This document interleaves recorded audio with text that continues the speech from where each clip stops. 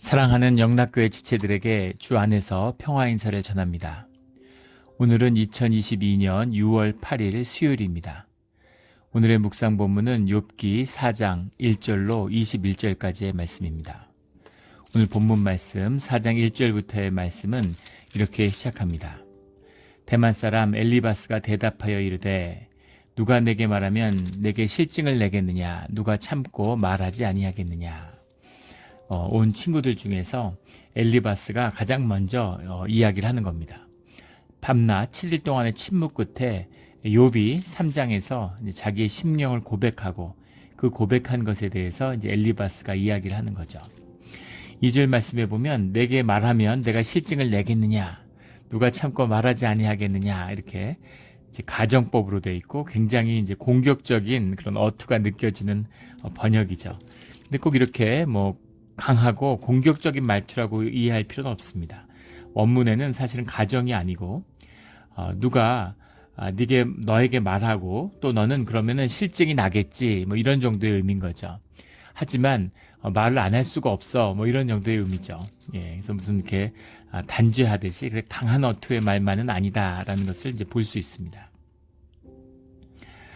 이 뜻에는 자신의 말을 불쾌히 여기지 말아달라라는 뜻과 그 다음에 그 욥에 대한 자신의 우정을 가지고 내가 이런 권면을 널 위해서 우리의 우정 때문에 하지 않을 수 없다라고 하는 이제 그런 마음이 담겨 있는 거죠.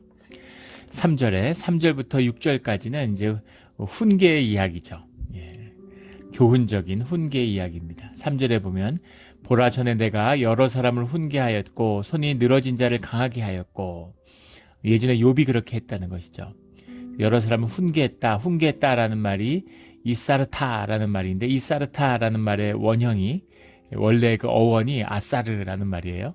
아사르라는 말이 회초리를 의미한다고 합니다. 회초리로 이렇게 우리 예전에 교편을 잡는다 이러잖아요. 가르칠 교에다가 그 채찍 편자를 쓰는 거죠. 이렇게 회초리를 때리는 거죠. 그걸 교육의 이제 중요한 과정으로 여겼는데, 가르침, 훈계라는 뜻이 이제 회초리에서 유래한 거죠. 이사르타, 네가 여러 사람들에게 그런 훈계를 하지 않았느냐, 가르침을 주지 않았느냐라는 거죠. 손이 늘어진 자를 강하게 하였고, 손이 늘어졌다라는 말이 하포트라는 말인데, 라포트라는 말인데, 그게 영어로 보니까 말 그대로 weak, 약한, 용기를 잃고 아주 낙담한 자들, 그런 사람들을 너가 좋은 말을 해줘서 그 심경을 강하게 해주지 않았느냐라는 거죠. 4절에 넘어지는 자를 말로 붙들어 주었고 그들을 격려했다는 거죠. 시험에 든 자들을 말로 격려해 주었고, 무릎이 약한 자를 강하게 하였거늘. 무릎이 약하다, 무릎이라는 것은 몸을 지탱하는 것이잖아요. 무릎이 약하다라고 하는 표현은 히브리어에서는 신체가 약한 자들 또는 아주 극빈한 자들, 그리고 일어서지 못하는 그런 아주 그 연약한 자들, 그런 자들을 너가 강하게 하였다라는 거죠. 말로써 그들을 격려하고 그들에게 믿음을 북돋아왔다는 거죠. 근데 이제 이 일이 내게 닥침에 내가 힘들어하고 이 일이 내게 닥침에 내가 놀라는구나. 6절에 내 경외함이 내 자랑이 아니냐, 내 소망이 내 온전한 길이 아니냐, 네가 주님을 경외했던 것이 너의 자랑이 아니었느냐. 약간 비아냥이나 그런 의미가 아니라 사실을 이야기하는 거죠. 실제 네가 하나님을 경외하는 것이, 하나님이 함께한다고 하는 것이 너의 늘 큰 자랑이 아니었느냐라는 거죠.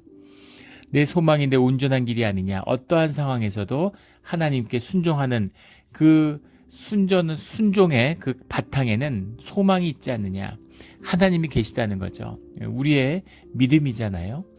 주님이 계시기 때문에 어떤 어려움이 있어도 좋아지겠지, 괜찮아지겠지, 하나님의 선한 뜻이 함께 하겠지라고 하는 소망이 있지 않았느냐라는 거죠.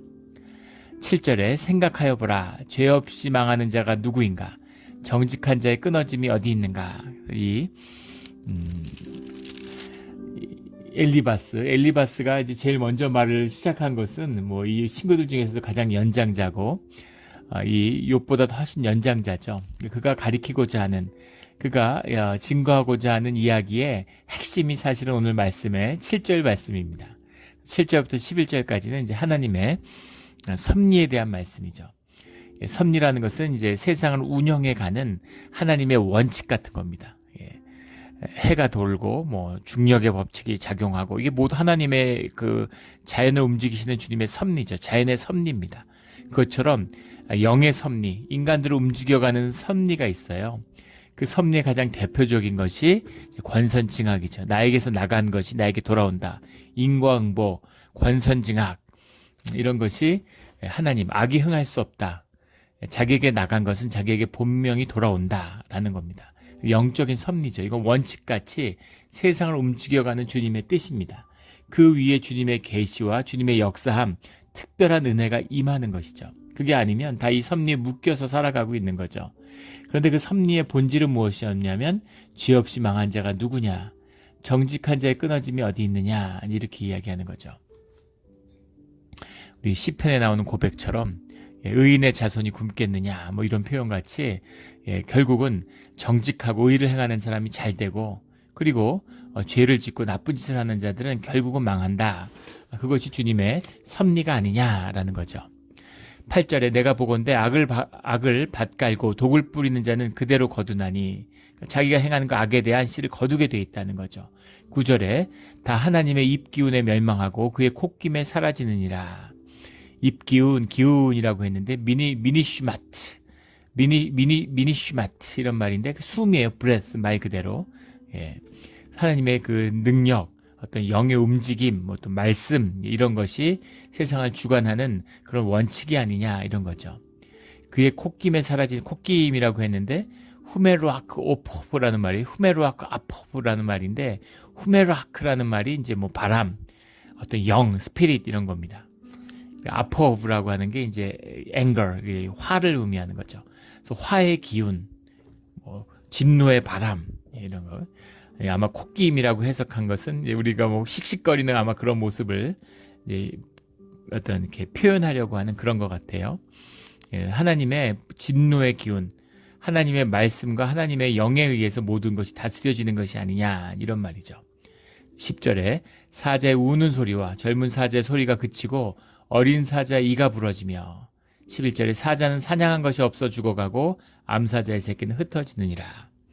사자라는 것은 중의적인 의미가 있는데 성경에서는 권위라든가 힘의 상징도 사자고, 또 음식을 물고 목을 뻣뻣이 세우는 목이 곧은 백성의 표상으로서의 사자가 있죠. 그러니까 자기의 힘을 믿고 자기가 세다고 해서 주님께 대적하는 자도 역시 또 사자로 비유되기도 합니다.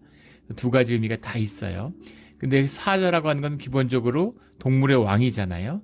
근데 그런 왕조차도 사냥한 것 없어서 죽어가고 그 새끼는 흩어지게 할 수 있는 것, 이것이 주님의 역사함이 아니냐라는 거죠. 그래서 너가 강성하고 그렇게 세상의 모든 권세와 부를 다 가진 것 같았지만 그걸 흩을 수 있는 사람이 누가 있겠느냐, 하나님밖에 없지 않느냐라는 것과, 하나님이 그렇게 흩으신 게 죄 없는 자를 그렇게 하겠느냐. 그래서 그런 죄의 씨앗, 악을 행한 씨앗이 너 안에 있지 않겠느냐, 네가 어떻게 주님을 원망하고 한탄할 수가 있느냐, 이런 말이죠. 이 말은 이제 원칙적으로는 맞는 말입니다. 참으로 옳은 말이죠. 우리 이 친구들의 말이 다 마찬가지인데 엘리바스의 말이 참으로 옳은 말이에요. 근데 문제는 그 말이 욥에게는 해당이 되지 않는다는 것입니다. 욥은 하나님이 의롭다 하셨고 또 까닭 없이 징계가 임하고 있는 것이죠. 시험을 허락하신 겁니다. 우리 인간의 믿음, 하나님의 형상에 따라 만들어진 인간의 믿음을 하나님이 드러내기 위해서 이 욥이라고 하는 의인을 쓰는 것이죠. 그래서 문제는 장소와 그 대상이 맞지 않는다는 거예요. 맞는 말이 다 맞는 것이 아니죠. 언제 누구에게 어떻게 했느냐라고 하는, 미국 사람들이 그 TPM 뭐 이런 말 하잖아요. Time, Place, Manner 이런 거죠. Time, Place and Manner. 어떤 시간에 어디서 어떻게 했느냐, 이게 중요하다는 거죠. 그래서 이 친구의 이런 말들은 참으로 옳은 말이지만, 엘리바스의 말도 참으로 맞는 말이지만 욥에게 해당되는 지금 적절한 말은 아니라는 겁니다. 그렇지만 하나님의 섭리가 무엇이고 그것이 욥과 어떻게 만나느냐라고 하는 것은 의미가 있죠. 소중한 것이죠. 12절부터는 이제 자신이 엘리바스가 만난 하나님의 계시의 말씀을 증거하고 있어요. 12절 어떤 말씀이 내게 가만히 이르고 그 가나다라는 소리가 내 귀에 들렸었나니, 이 표현 자체가 그 하나님의 말씀과 임재를 상징하는 거죠. 가느다란 소리, 세미한 음성이라는 게 이제 그 엘리야가 주님의 음성을 들었던 그런 말씀의 표현이고, 또 우리 사무엘상에 나오는 사무엘이 그 주님의 예언자, 대제사장이었던 사무엘이 주님의 음성을 들을 때 작은 소리, 가느다란 소리, 세미한 음성을 이제 듣게 되죠. 그래서 가느다란 소리가 내게 들렸나니라는 건 하나님의 임재가 나와 함께하고 하나님의 음성을 들었다라고 하는 것의 표현입니다. 예. 이제 제가 한국에서 섬겼던 교회에서 그런 그 무슨 훈련 프로그램이었는데, 치유, 내적 치유 뭐 이런 이제 프로그램을 했었어요. 근데 그걸 인도하시는 분이 그 교회 집사님이었는데, 대학의 심리학과 교수를 하시는 분이에요. 그 심리학을 전공한 분인데 신앙이 이제 깊이 신앙이 심히 있으니까 이제 그런 내적 치유 이런데 이제 상당한 재능을 발휘하시는 거죠. 은사를 발휘하는 겁니다. 이분들이 이제 그 사역을 하시는데 목사님들을 모아서 목사님들의 내적 치유 프로그램을 하셨어요. 근데 이분이 이제 말씀하면서 그 교회가 이제 어떤 그 성령 뭐 이런 그 성령 운동 이런 데 아주 예민한 이제 그런 교회이기 때문에 그 집사님에서는 그 교회에서 너무 익숙한 표현인 거죠. 하나님이 내게 이렇게 말씀하셨다고, 어제 내가 하나님이 내게 이렇게 말씀하셨다, 이렇게 표현을 한 거예요. 그러니까 목사님 중에 한 분이 하나님이 내게 이렇게 말씀하셨다는 게 어떤 의미냐 이렇게 질문을 하셨어요. 그래서 당신이 집사님이 모세냐, 하나님의 말씀을 통해서 증거한, 말씀이 성경으로서 하나님의 직접적인 계시가 성취되었는데, 그런데 지금 계속해서 하나님이 집사한테 말씀하신다는 게 무슨 소리냐 이렇게 이야기를 한 거죠. 그러니까 그 표현이 이제 거슬리셨다는 거죠. 근데 그냥 좋게 집사님의 그걸 얼마든지 품어주실 수 있었을 텐데, 그 집사님이 너무 확신에 차서 세게 얘기하니까 그게 거슬리셨는지. 근데 신학적으로 그걸 문제 삼으려고 그러면 얼마든지 문제 삼을 수 있는 표현이죠. 하지만 그게 뭘 이야기하는지는 다 알잖아요. 예, 좀 뭐 세련되게 그 집사님이 신학적인 그런 거에 익숙한 분이라면 내 마음에 마치 하나님이 이렇게 말씀하시는 것 같았다, 하나님 내게 이런 마음을 주셨다, 이렇게 얘기했으면은 아무 문제될 게 없는 것이죠. 그러니까 표현의 문제지 사실은 본질은 하나입니다. 이런 숨겨져 있던, 드러나지 않는, 보이지 않는 영적인 세계, 본질의 세계가 이 현상 가운데, 우리의 육신 가운데 있는 그 심령에 임하는 것, 이것이 성령의 음성이고 우리 무의식의 소리고 가느다란 소리인 거죠. 그 소리를 내가 들었다라는 겁니다.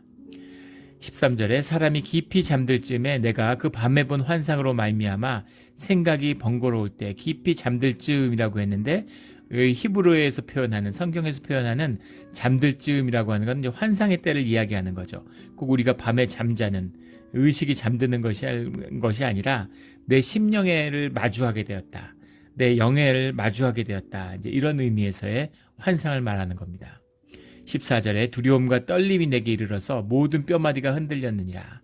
주님의 음성 앞에, 주님의 임재 앞에 서니까 두려움과 떨림을 느끼죠. 인간의 본질적인 것입니다. 그래서 뼈마디가 흔들렸다라는 건 그 깊은 두려움을 말하는 거죠. 15절에 그때 영이 내 앞에 지나매 내 몸에 털이 쭈뼛하였느니라. 하나님의 영을 몸으로 경험할 때 몸에 털이 온 곤두서는, 영이 곤두서는, 아마 기도하고 영적인 예민함을 이제 가지신 분들은 그런 경험을 할 거예요. 기도할 때 정말 그 고양이가 털을 쫙 세우는 거 이런 거 보신 적 있죠? 등을 이렇게 세우는, 고양이가 긴장하고 겁을 먹으면 털을 쫙 세우는 것처럼 온몸이 쭈삣해지는 이제 그런 경험들을 하게 되잖아요. 그런 이야기인 거죠. 16절에 그 영이 서 있는데 나는 그 형상을 알아보지는 못하였어도 오직 한 형상이 내 눈앞에 있었느니라. 그때 내가 조용한 중에 한 목소리를 들으니, 형상이라는 것이 우리 성경에서 자주 나오는 표현이죠. 창세기에 주님이 하나님의 형상을 따라서 우리를 만드셨어요. 테무나흐라는 말인데 영어로는 form, 이미지 이런 식으로 번역을 하죠. 그게 하나님의 얼굴, 하나님의 영광 이렇게도 번역하기도 하고, 하나님의 어떤 특징, 특질 이런 걸 의미하는 거죠. 하나님의 하나님됨, 그것을 우리 인간으로 구현해 주셨다라는 겁니다. 하나님의 형상이 우리 가운데 있어요. 하나님의 신성이 우리 인간에게 있다는 겁니다. 하나님의 영을 받았으니까 이것이 동물들과 다른 것이죠. 한없이 연약하고 한없이 보잘것없지만 세상의 큰 짐승들을 다 키우고 다스리고 동물원에 넣어서 보호하고 이럴 수 있는 능력, 이 인간의 놀라운 능력, 하나님의 형상이죠. 다스림의 권세, 다스림의 능력입니다. 그 형상을, 하나님의 형상을 내 눈앞에 있었느니라라는 건 그 영 가운데 이것이 하나님의 영이라는 것을 내가 느끼고 분별했다 이겁니다. 그 가운데 주님의 음성을 들었다는 것이죠. 17절에 사람이 어찌 하나님보다 의롭겠느냐, 사람이 어찌 그 창조하신 이보다 깨끗하겠느냐. 사람의 유한성, 죄성을 얘기하는 거죠. 어떻게 하나님이 인간을 뛰어넘을 수 있느냐, 육신 가운데 있는데 무슨 죄를 졌다 이런 의미가 아니라, 욥이 너가 죄를 졌다 이런 게 아니라 우리 인간이라는 게 기본적으로 죄된 존재 아니냐, 우리의 육성이라는 것이 타락한 죄성의 산물이 아니냐. 그런데 어떻게 우리가 주님 앞에서 의를 자랑할 수 있느냐, 누가 주님 앞에서 깨끗하다고 할 수 있겠느냐 라는 겁니다. 18절에 하나님은 그의 종이라도 그대로 믿지 아니하시며 그의 천사라도 미련하다 하시나니, 이 말씀이 좀 도전이 되는 거죠. 하나님이 그의 종도 믿지 않고 천사라도 미련하다 할 수 있겠죠. 그런데 하나님의 종이라는 것이, 종이라는 게 뭐 성경에 계속 나오는 아바드라는 말인데, 하나님의 종이라고 할 때는 서번트죠. 아바드라는 건 굉장히 좋은 의미인데 하나님에게 뜻을 따라서 쓰는, 천사도 뭐 말할 것도 없겠죠. 후베 말라카라는 말인데, 말락이라고 하는 말이 이제 메신저죠. 사자, 천사라고 해석했는데 주님의 사자예요. 주님의 서번트, 주님의 메신저도 미련하다 할 수 있고 믿지 않을 수 있다라는 거죠. 믿지 아니하시며. 그런데 주님이 우리 인간도 주의 자녀들을 믿어주시는 분인데 하나님의 종이라도 믿지 않는다라는 말이 무엇인가? 종이라도 있는 그대로, 종이 보여주는 모습 그대로를 믿어주시지 않는다. 본질을 보시고 마음의 중심을 보시는 분이니까, 그러니까 겉에 보이는 모습을 믿지 않으신다. 무슨 위선을 행한다고 해서 그것을 선으로 받아주시는 분이 아니지 않느냐, 이런 해석도 있고, 여기 나오는 이 종과 메신저의 의미가 지금 욥을 시험하고 있는 사단을 지칭하는 것이다, 이런 해석도. 사단도 원래 천사였기 때문에 천사 출신이죠. 그래서 이 종과 사자라고 하는 것은 이 마귀, 사단을 의미하는 것이다, 사탄이다, 이런 해석도 있는데 뭐 논란이 많이 있는데 어느 영쪽 다 뭐 뜻은 통하는 말씀입니다. 다 하나님의 쓰임을 받고 있는 것이죠. 19절에 하물며 흙집에 살며 티끌로 털을 삼고 하루살이 앞에서라도 무너질 자이겠느냐. 우리 인간을 의미하는 거죠. 흙집에 살고 티끌로 털을 삼는 우리가 어떻게 주님을 앞에서 의롭다 할 수 있겠느냐라는 거죠. 네, 당연한 이야기입니다. 근데 욥은 상황은 틀리죠. 욥은 하나님이 의롭다 하셨어요. 근데 그것을 이제 친구들이 모르고 있을 뿐인 거죠. 20절에 아침과 저녁 사이에 부스러져 가루가 되며 영혼이 사라지되 기억하는 자가 없으리라. 맞는 말씀이지만 또 한편으로 보면 주님이 우리를 기억하시고 또 우리를 위해서 죽으시는 분이죠. 그래서 주님은 높고 큰 분이니까 나까지 거야, 뭐 내까지 거 무슨 뭐 주님이 관심이 있을까? 그렇지는 않죠. 주님이 세상과 우주를 움직이시는 섭리의 하나님이시지만 그렇게 높고 큰 원리신 하나님이 우리 인간과 내 마음에 나하고 무슨 대화를 하실까? 그렇지 않다는 것입니다. 나와 대화하기를 원하고 나와 교제하기를 원하시는 하나님이다라는 그 두 측면이 다 있죠. 21절에 장막줄이 그들에게서 뽑히지 아니하겠느냐, 그들은 지혜가 없이 죽느니라. 그래서 이 말씀 자체가 뭐 정죄하려는 뜻은 없었다 할지라도 이 상황에서는 정죄가 되는 것이죠. 우리 아픈 사람 찾아가서 하나님이 눈에 가시를 주셨다 그러고, 그런 얘기는 아무 위로도 아니고 훈계도 아니고 무슨 권면도 아니에요. 물론 권면의 때가 있을 수 있죠. 주님이 주신 아픈, 하나님이 그런 정말 수술하는 것 같은 그런 말씀으로 아프게 찌르실 때가 있습니다. 그러나 그 속에서도 주님이 사랑과 은혜의 하나님이라는 것을, 하나님이 정말 징계를 하겠다고 나타나시면 임재 가운데 누가 누가 주님 앞에서 살아남을 수 있겠어요? 엘리바스가 어떻게 하나님의 임재 가운데 살아서 주님의 형상을 보겠습니까? 나타나시면 바로 죽었겠죠. 그런데 그 말씀과 은혜 가운데 함께 있다는 것 자체가 주님의 섭리 가운데 있는 사랑과 은혜입니다. 자비와 긍휼이에요. 그래서 그 말씀, 근데 오늘 말씀 가운데 하는 주님이 그렇다고 해서 이 인과응보와 권선징악이라고 하는 이 뜻, 우리가 인간의 한계와 죄성 가운데 있다고 하는 이 말씀의 뜻도 분명 옳은 말씀인 거죠. 예. 옳은 말씀을 옳게 받고, 그러나 더 중요한 것은 주님 안에서 내가 누구냐, 주님과의 교제 안에서 내가 누구냐, 주님 안에서 기억되는 내가 누구냐라는 것이 더 소중한 것이죠. 예. 이 특별한 또 은혜와 자비와 긍휼 가운데 주님의 말씀을 깊이 만나는, 섭리를 깊이 새기는 우리 모두가 되기를 주의 이름으로 축원합니다. 아멘. 함께 기도드리겠습니다.